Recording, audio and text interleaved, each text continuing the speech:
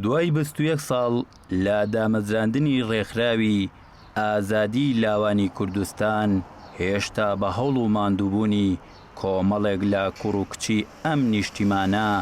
بەردەوامن لە خزمەتکردنی لاوان و گەنجان بێجیاوازی. لێپرسراوی سەنتەری ڕێکخراوەکەش دەڵێت ئەگەرچی قەیرانی دارایی و ڤایرۆسی کۆڤید-19 کار و چالاکیەکانی وەک سەرجەم سێکتەرەکانی تری ژیان کەم کردوینەتەوە، بەڵام هێشتا ئێمە هەر بەردەوامین و هەنگاو بە هەنگاو خزمەت دەکەین.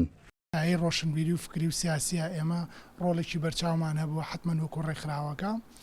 بەڵام بەداخەوەم قەیرانە دەستکردە دارایی و ئابوورەی ساڵانی ڕابردوو کەمێک ئێمەی لە جێی خۆمان وەسان بگرێنەی هێشت نەگەڕاوی نەتواوە، بەڵام نەچوینەتە پێشەوەکو پێویست لە جێی تمۆحی گەنجانان نەبووین. لاوان تەنها ڕێکخراوی لاوانی یەکێتی نییە، بەڵام بگرە ڕێکخراوی هەموو ئەو گەنج و لاوە سەر بە خۆیانەی تریشەکە لە دەرەوە یەکێتی نیشتیمانی کوردستانە بەهرە و توانایان هەبووە لە ناو ئەم ڕێکخراوەدا خۆبەخشانە سەر بە خۆیانە کاریان کردووە بە بێ جیاوازی بیر و بۆ چوون و دەنگ و ڕەنگێکی جیاواز. ئەم کوڕ و کچە گەنجانەی سەر بە سەنتەری ڕێکخراوی ئازادی لاوان دەڵێن هەریەکێ لە ئێمە تەمەنی خۆی بەخشیوە بەم ڕێکخراوە،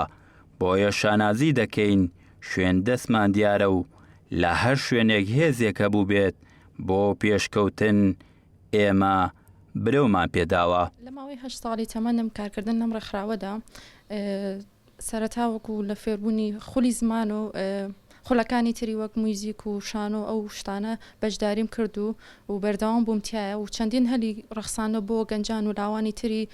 شارەکەمان بەبێ جیاوازی و کارکردن لەم ڕێکخراوەدا هیچ جیاوازیەک لە نێوان کوڕ و کچەکاندا ناکات، هەموو بە یەک ئاستەی ڕێکرێت و بە یەک چاو ئەبینرێت. حاڵم کە ڕێکخراوێکە گرنگی نایەت بە ئاستی تەمەن یاخود بیر و بۆچوونی سیاسی. هەموو کەسێک هەموو لاوێک لەم ڕێکخراوەیە لە تەمەنی 13 ساڵەوە ئەندامانەیە هەتاوەکو تەمەنی 40 ساڵ بە ئازادی و بە سربەخۆیی کاری ڕێکخراوەی خۆیانەکەن و گرنگی ناین بە هیچ بیرروبۆچوونێکی سیاسی. یعنی بۆ گەنجان بۆ ئیشەکانمان لە بواری پەروەردە و فێرکردنا بووە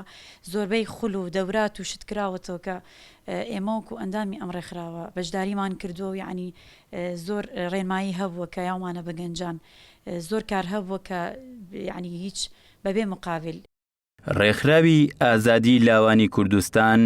لە ساڵی 1999 وەک ڕێکخراوێکی پڕ لەوزە و چالاکی بۆ گەنجان دامەزراوە.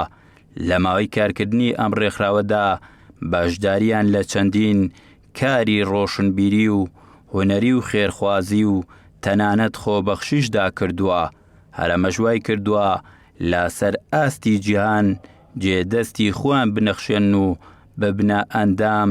لە ڕێکخراوی لاوانی سۆسیال ئەنتەرناشۆناڵی جیهانی و بێگوێدانە هیچ ئایدیا و فکرێکی جیاواز پەی بۆ توانە شاراوەکانی